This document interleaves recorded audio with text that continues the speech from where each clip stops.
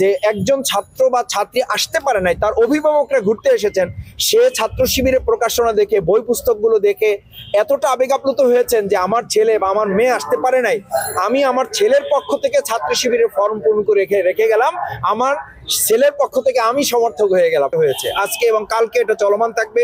এখানে এসে ছাত্রছাত্রীরা ছাত্র শিবিরের এই প্রকাশনায় আবেগ আপ্লুত হয়ে, এটার প্রতি উদ্বুদ্ধ অনুপ্রাণিত হয়ে তারা এখানে সমর্থক ফর্ম পূরণ করছে, তারা এখানকার জিনিস কিনে নিচ্ছে, ছাত্র শিবির ভাইরা উপহার দিচ্ছে, তাদের হাতে পৌঁছে দিচ্ছে।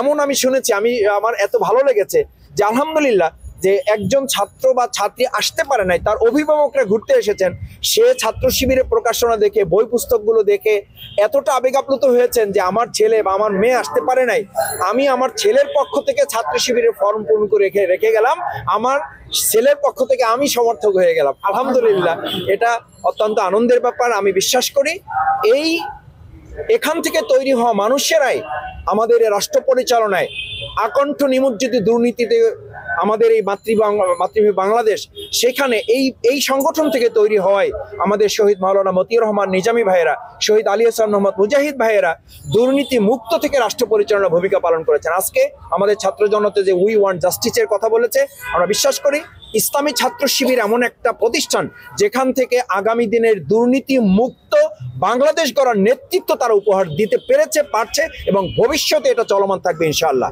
আজকে যে চাঁদাবাজির কথা উঠেছে, আজকে যে দখলদারিত্বের কথা উঠেছে, আজকে যে হানাহানির কথা উঠেছে, আজকে যে রক্তারক্তির কথা উঠছে, সব জায়গা থেকে মুক্ত করে বাংলাদেশ ইসলামী ছাত্র শিবির একটা সুন্দর এবং সুষ্ঠু নিরাপদ বাংলাদেশ বিনির্মাণের জন্য তারা সৎ, যোগ্য, দক্ষ এবং আদর্শিক নেতৃত্ব তৈরির জন্য তারা কাজ করছে। আমি অভিভাবক বৃন্দের কাছে অনুরোধ করব, আপনাদের সন্তানদেরকে এখানে পাঠান, আপনাদের সন্তানদেরকে ইসলামী ছাত্র শিবির নামক এই বিশ্ববিদ্যালয়ে তাদেরকে ভর্তি করান। তারা একই সাথে আধুনিক তথ্য প্রযুক্তি বিজ্ঞানে যেমন নিজেদেরকে সাজিয়ে রঙিন করতে পারবে, মহাগ্রন্থ আল কোরআন সুন্নাহর আলোকেও তারা একজন আদর্শ, সৎ, যোগ্য, দক্ষ এবং পরকালে জান্নাত উপযোগী একজন মানুষ হিসাবে নিজেকে প্রস্তুত করতে পারবে।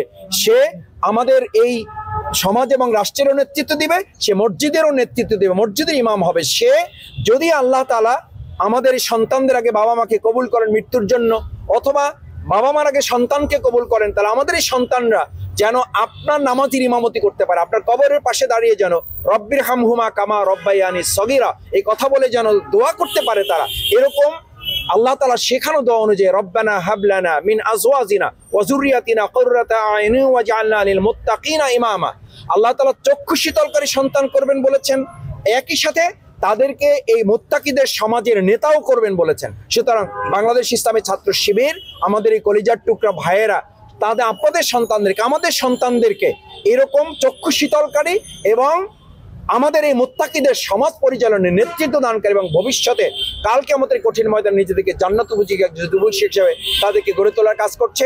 তাদের জন্য আমরা দোয়া করব, সব ধরনের সহযোগিতা থাকবে, পরামর্শ থাকবে এবং তারা আমাদের একটা পরিবারের সদস্য হিসাবে আমরা কাজ করব। আমাদের সন্তানরা যেমন আমাদের পরিবারের কলেজার টুকরার সদস্য, আমাদের ইসলামী ছাত্র শিবিরও আমাদের এই বাংলাদেশ নামক বৃহত্তর পরিবারের একটা সদস্য হিসাবে আমরা যদি তাদেরকে পাশে থেকে এগিয়ে দেই, তাহলে আমাদের বাংলাদেশ এগিয়ে যাবে।